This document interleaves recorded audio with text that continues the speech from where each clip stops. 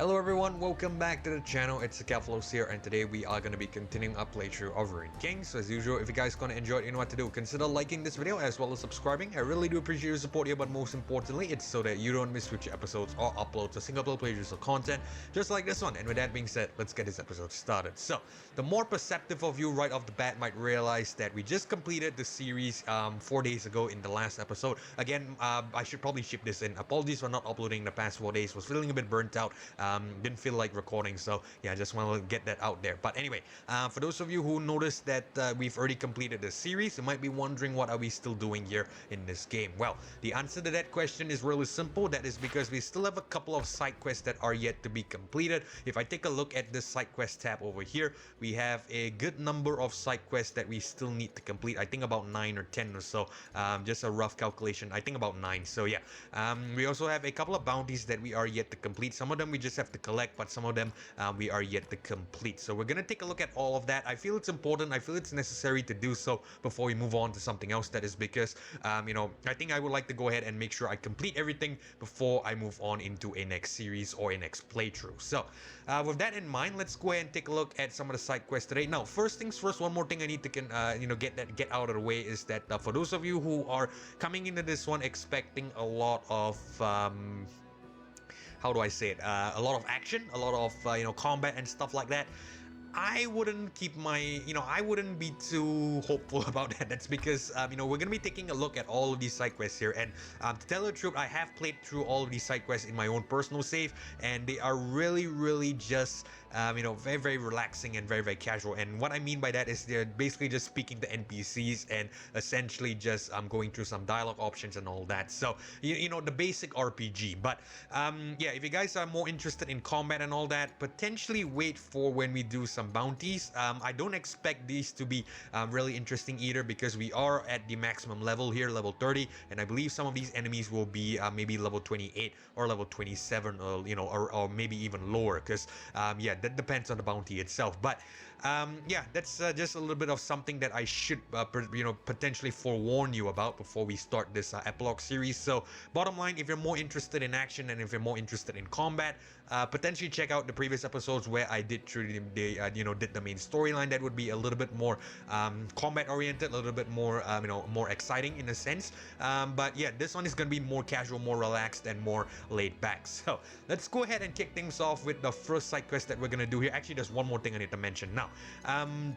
Out of the 9 side quests, we can only actually do 8 of them. That is because, let me just check if there's 9. 1, 2, 3, 4, 5, 6, 7, 8, 9, and 10. 10, my apologies, not 9. 10 out of the 10 side quests, there's only 1 that we cannot complete. So that means we can only do 9. And the reason for that is because if we go to the matter of discretion side quest over here, little info is known other than there's someone at Baron's Rest that needs to speak to someone who can keep things to herself. Her name is Renee. Speak to Renee at Baron's Rest. That is because if you remember this name, if this name rings a bell, Renee, that is because she is the Damacian woman that we met over here by the star. In fact, I'm just going to quickly run over to the respective location, the respective table. So Renee was actually hanging about over here, and this was the Damacian woman that we spoke to in order to get, I believe, Ari's one of Ari's crafting components for her legendary weapon, which I believe is the Oblivion Orb. So yeah, we've already completed this quest in question, and supposedly we were supposed to get this particular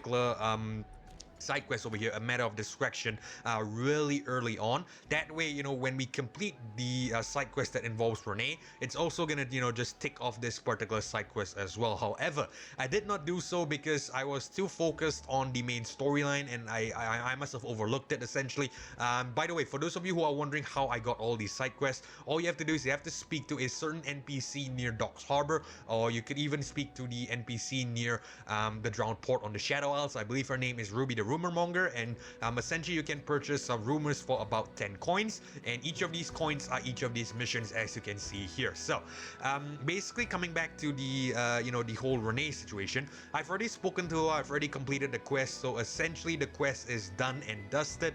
And even though I purchased the matter of discretion from Ruby after completing the quest, it's not going to be flagged as complete. So this is something that we're just going to have to live with. That is because the quest is completed, there is no way of repeating it, and essentially this particular side quest, the Matter of Discretion, is going to be flagged as incomplete for the rest of time. So, you know, essentially for eternity. Now, there's something we have to live with, and it's a little bit unfortunate, but yeah, just a fair warning for those of you who are watching out there. Potentially try to get this particular rumor early on. In fact, try to purchase all the rumors early on. Don't do what I did.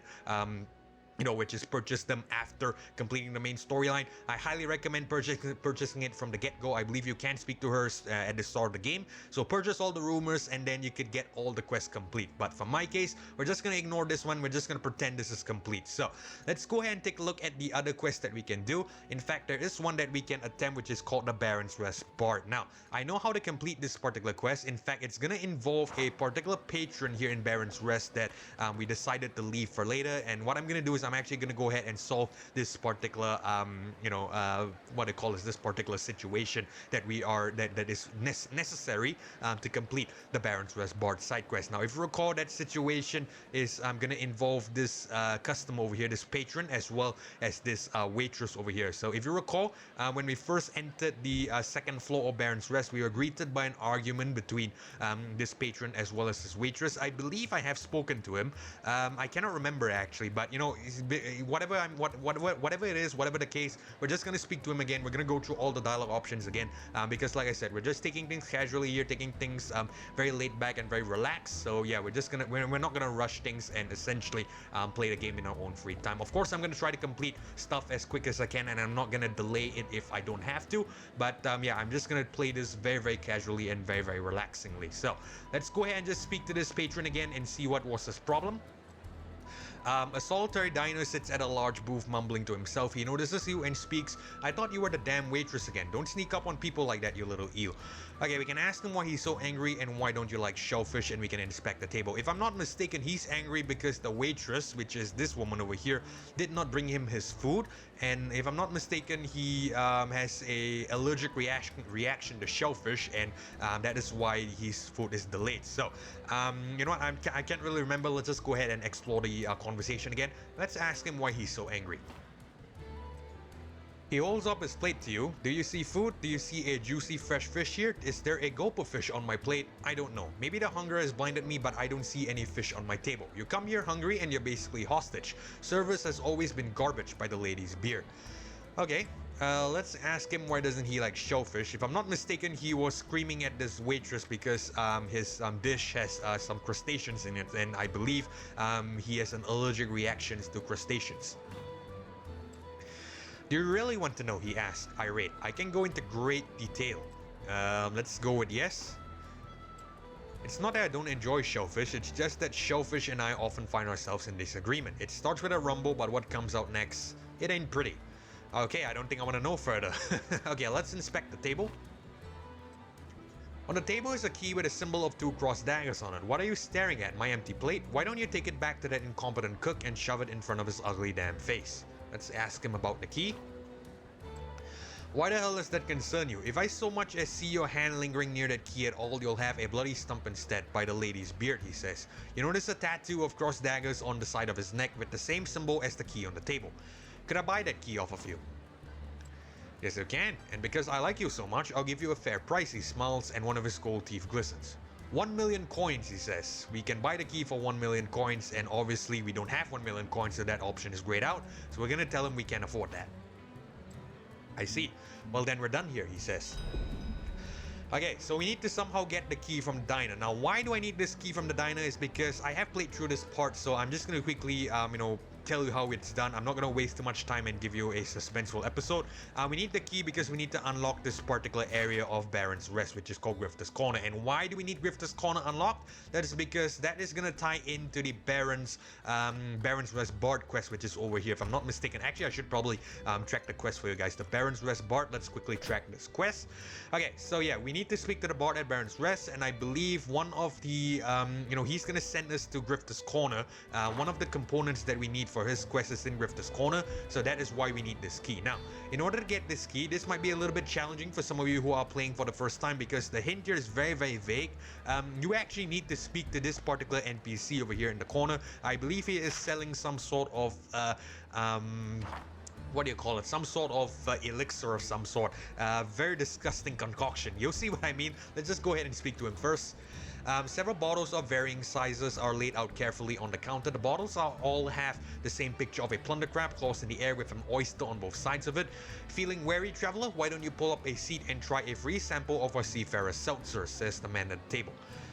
What's in it? Let's ask him. Ah, well, glad you asked. Our drink comes from sea creatures themselves, all sorts and types. Clams, oysters, plunder crabs, eels. We take a little of what makes them taste so great and mix it with some tonic. Essentially, it's a drink that tastes like fish. That sounds disgusting. Why in the world would you even consider making a fish-flavored drink? Is this some kind of a punishment? Okay, let's go ahead and go with the sarcastic answer. Let's ask him, is this some kind of a punishment? A spirited response, but I assure you that we've taken measures to make sure it isn't overpowering, he says. What will it be? Would you like to try a sample first, or would you like to go straight to the punch and purchase a bottle for consumption? Let's go ahead and try a sample first. The man pours a small amount of from an already opened bottle onto a saucer. The smell of fish is overpowering with no other flavor to balance it out. As the drink slides down, the taste not only remains, it grows stronger. Well, he asks. Let's be blunt and tell him this drink is terrible. We'll see what the market has to say about that, and we can either purchase a bottle or leave. So for those of you who are playing this spot for the first time, do not leave, purchase a bottle, because you're gonna need one of this bottle, as asinine as it seems to, tell him the truth that it sucks, but, in the end, purchase a bottle as well. I know it sounds idiotic, but believe me, you're gonna want to purchase a bottle. Ah, yes, very good, he says. He grabs an unopened bottle and hands it over. That'll be 5 coins. Okay, just pay the money, don't have any second thoughts, and essentially you're gonna have Seafarer Seltzer. Now, with the Seafarer Seltzer in hand, what you're gonna want to do is you're gonna want to head to where this waitress is, currently at. If I'm not mistaken, she's in the kitchen, and the kitchen is this doorway over here. So let's go ahead and head in. Alright, so we've spoken to the chest, I believe, in the previous episode, well, not previous episode, but a couple episodes back when we first visited this area. And what we need to do is we just need to speak to this particular woman over here, which is the chef, I believe. And I believe she will know what to do with the Seafarer Seltzer you just bought. The waitress, still irritated from a difficult table, vents her anger to the chef. A plate of fish is on the table in front of her, presumably destined for the same table. He can sit there for all of eternity for all I care. I'm not bringing his food until it's good and cold, she says. Okay, we can show her the bottle of Seafarer Seltzer. She looks at the bottle. Seafarer Seltzer. Is that the garbage that the man in the corner was hawking? Who in the world would want... Wait a second. Let me see that bottle, she says.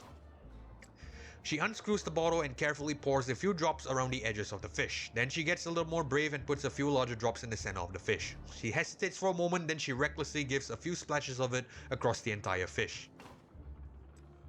A wicked smile spreads across her face. The lemon covers up the smell, she says. Follow me, she grabs the plate.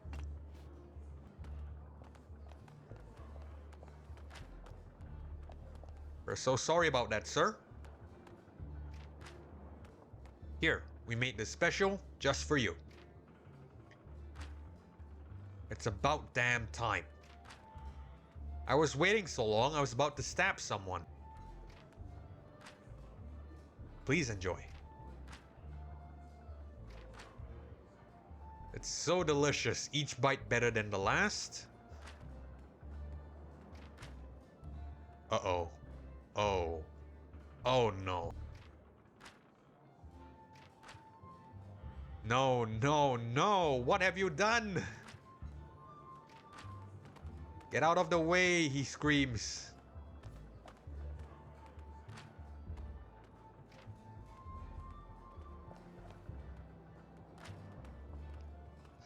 And the waitress hums a song innocently. Okay, so that is about it. So looks like we got that guy out of the way, and looks like we have access to the what is it, the key on the table here. I just switched to misfortune just for preference. You don't have to do this. Let me just go ahead and pick up the key here on the table with the half-finished plate of fish.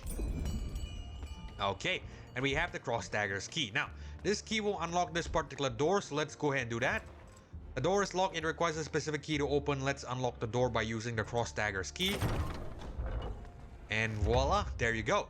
So the door is unlocked, but we are not gonna head in yet. That is because we are gonna have to head in there eventually. Let me just go ahead and backtrack to the the other side of Baron's Rest, where we are gonna meet the Bard. That's because, like I said, we have a particular side quest that we need to go ahead and attempt, and I believe it's gonna involve the Bard, which is in this particular area. I believe we've been to this area as well, but yeah, let's go ahead and head in and see what awaits us. Yeah, we've definitely been to this area. We've spoken to the janitor in the past. I don't believe we've spoken to the Bard. We're gonna speak to him in a second. Let me just quickly pick up some of these loot in the area. Again, we don't really need the coins at this point in the game because we've already completed, we've already beaten the game. But I'm still gonna pick up the loot if we, if they are present. So with that out of the way, let's go ahead and just speak to the Bard. A young man gets excited when he sees our approach. What's this? Well, if it isn't a hardy gang of adventurers seeking fortune, trying to make a name, the stories of you could tell probably could fuel a bard for a lifetime. Name's Tibble Orkney. Pleasure, he says. You're a bard? Aren't you kind of young? Or we can say what we're doing is none of your business. Let's go with the more friendly answer. Yes, well, I am a bard. Unproven, that is. I came to this city to learn. A port city must have all kinds of travelers and tales, but well, Bilgewater isn't exactly full of friendly and helpful people, no, is it? Not like back home, he says, wistfully. One night I went to a tavern and saw a performer there and talked to them after. I thought I found a mentor, but instead all I found was a drunk. Took what money I had and even my instrument when I was indisposed, chalked it up to experience, I guess, he says, and shrugs. Maybe one day I'll make a tale out of it. Yes, an upside down night at Bilgewater. No, that's terrible, he says and looks off at a wall. Okay, we can either help him become a better bard, we can ask him why doesn't he track down the guy that took his stuff, or we could also ask him if he's just gonna hang out here all day. Let's go ahead and ask him about this first. Why doesn't he track down the guy that took his stuff? I tried, believe me, I tried, he says, and lets out a long sigh. Apparently, I'm not the first one he's hoodwinked. He does it when he's about to ship out to sea. There's no telling of where or when he'll wash ashore, and in any case, I'm a lover, not a fighter. I'm a bard, he says. Understandable. Okay, let's ask him, so you're just gonna hang out here all day? What better place is there than the Baron's Rest to soak in the atmosphere of adventure? Travelers from all over come here, he says. This is where I want to be. I can feel it in the salty air, in the wooden walls. Okay, let's offer to help him become a better bard. You do? I wasn't trying to get you to pity me by telling you about me getting robbed, if you're wondering, but well, with all that's gone wrong, I'll take what help I can get. Okay? I've been hard at work on a ballad as of late until I got stuck. The feelings are there, but the words just won't come out. But I got a performance line up here at Baron's Rest, and I need to have something ready, he says. Unfortunately, I have no instrument to play. I wouldn't know where to even start to find one. Heard anyone playing lately? The market seems like a lively place. I checked there. Alright. And one more thing that would be useful, a nice copy of source material would make the writing the damn ballad a whole lot easier. Don't let any poet tell you we're original. We're all con artists of a sort, he says and smiles nervously. A good story to serve as a base for my ballad, it could really be the key ingredient. I don't think the average vendor in Bilgewater would carry such a thing, but one with more individualized selections out of the commonest eye, they might have something. Thank you kindly once again for agreeing to help. You have your task and I have mine. I'll sit here figuring the ballad out. Once my quill connects to my heart, the words will flow freely, he says. Okay, we will be back with those things. Alright, so it looks like we have our main objective. For some reason the quest is gone. Let me just go ahead and see if we could track it again. The Bard's Ballad, there we go. Let's go ahead and track this quest. So, if I'm not mistaken, one of the objectives is actually here in Grifter's Corner, which was why I decided to kick off this episode with unlocking this, this area. So we need to purchase, I believe, source material from the vendor inside Grifter's Corner. So let's go ahead and just quickly head on over there and purchase source material. For this next bit, also the source material, you can actually decide whether you want to purchase a low quality source material, a mediocre quality source material, or a more expensive source material. Now, for those of you who are attempting this quest, I would suggest just going all out and just buying something expensive. No point cutting the corners. I have not really seen what happens when you buy a cheaper source material, but my advice is just to purchase something the highest quality one that's available. So let's go ahead and head in and purchase this source material for the bard. Ah, another customer, says the vendor. No, I'm not leaving so soon. I'm actually robbing you of your loot. Let's go and just quickly loot her clean first. There we go. Okay, so let's go ahead and speak with the vendor right now. What have we here? A new customer? Well, you've been granted access thanks to the key you carry. Don't worry, I won't ask how you got it, he says. Oh, it's a guy, okay. You got me black marks, I gave you goods. We both don't ask the other where we got them from. Deal? Alright. What can I get for you? What can I do for you? We can trade in artifacts or we can buy. This is essentially the same vendor like the one in Low Tide Market where we could trade in artifacts for black marks and you could purchase some stuff. But we're not going to do that here because we don't really need anything else. Let's just go ahead and see if there is any source material for sale. I like to keep apprised of some culture here and there. I may have a small selection of stories to tell, the vendor says. We can purchase a collection of overused cliche tales, 100 gold. Modestly written stories by average authors, 200 gold.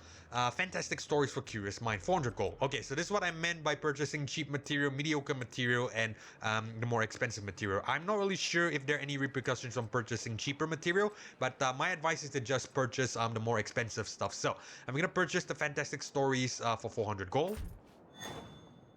Alright, we're 400 gold short and we have the fantastic stories. He claims it's an excellent choice, but we'll see about that. Now, the next thing we need to do is we need to head to the slums market, which I believe is just outside. So what I'm going to do is I'm just going to cut the video here and I'll show you where we get this next component for the bard. Alright guys, we are back and all you need to do is we just need to purchase what do you call this? It's not a guitar. Okay, let's go with a guitar. I know there's a appropriate name for this. I really cannot remember. But yeah, we're just gonna purchase the instrument from this particular bard over here that's singing. So let's go ahead and interact with this guy.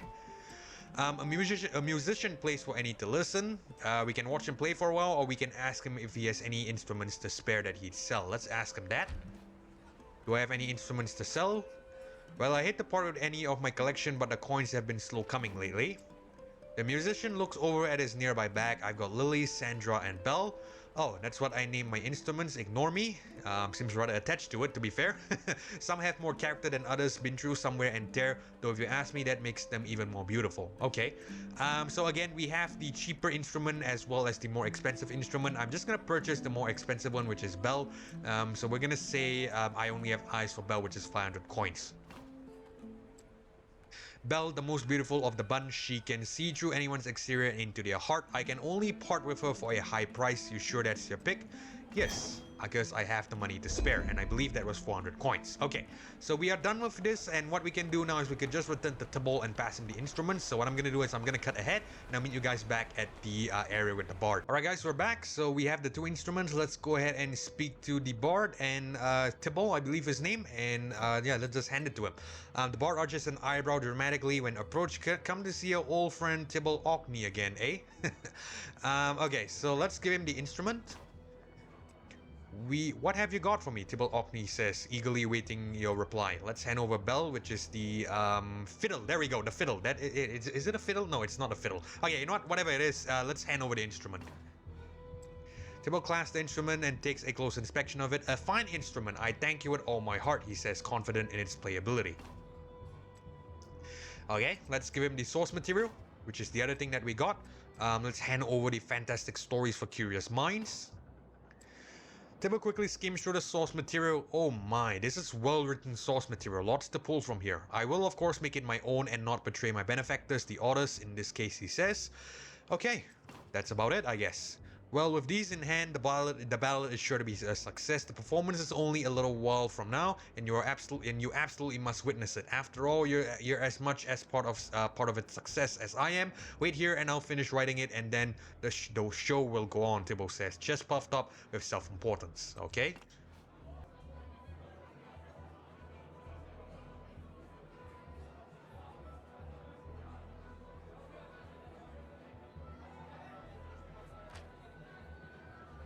So nervous? He gulps. Well, this one's for all the coins in the coffer.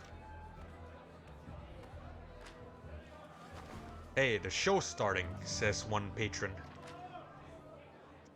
Okay, I'm not gonna sing this because obviously I can't. I'm just gonna try to, read this as a poem. Hush over your cups and gaze over yonder, as I regale you with a tale you can ponder. Of Gaspar the Black, before the seas he did wander. Yearning for adventure, but stuck on shore, he found the vile captain Redbeard in a tavern and swore to convince him to take him to lands never seen before. Hey, this is pretty good. The kid has some talent. Gaspar had the key to a stash of gold offshore, but Redbeard had heard of such stories and lore. Gaspar, there's no gold for you in store. But Gaspar would not be so easily turned away. He said, Redbeard, please listen to what I have to say. Make me your partner so in my hometown I don't have to stay. That is a wonderful sounding instrument. Meter's a little off, but I'll allow it. They set off on a journey, and only then did Gaspar remember, witnessing his parents in different states of dismember. And he saw Redbeard's shadow, the true offender. I never saw that twist coming. This tale is getting spicy. They landed ashore and entered a cave. The gold they both so craved, had both their minds enslaved, causing twisted thoughts in their hearts so depraved. When finally they stumbled upon the chest so grand, Redbeard rushed forward with the key in hand. Gaspar brandished his pistol and aimed it as planned. Bang! Gaspar returned to the ship. Alone he appeared. Redbeard is dead, he said, and the crew all cheered. Help me get at a goal higher than you can stack. And just like that, Gaspar became Gaspar the Black. At the helm of his ship, he never looked back. Wow, what an amazing ballad. I'm so glad I came here tonight instead of stabbing someone in an alley. 3 cheers for this bard. Let's have a hand for Tibble Orkney.